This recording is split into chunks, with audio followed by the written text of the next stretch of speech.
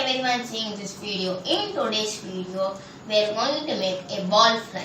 Now, the things needed for the experiment are a water bottle, a small plastic ball, a scissor, a straw, and some tape.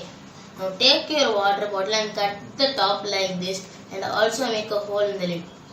Now, take your straw and put it inside the lid, and it should not come outside, that it should stand like this inside. Now tape it. As you can see now, I have taped it.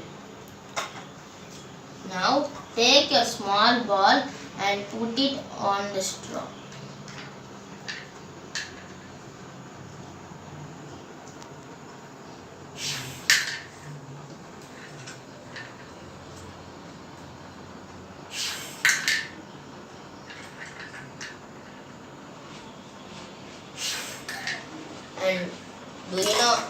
And do you know why the ball floats or flies up?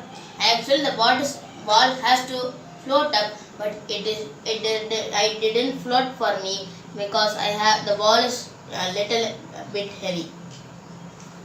Now the ball floats up or flies because of a principle called Bernoulli's principle. Now what is this Bernoulli's principle? Bernoulli's principle is a principle invented by Daniel Bernoulli. It states that the air from our mouth is passed, which creates a low pressure in the sides of the ball than the surrounding air. I repeat it again. When the air from our mouth is fast moving air, creating a low pressure in the sides of the ball than the surrounding air.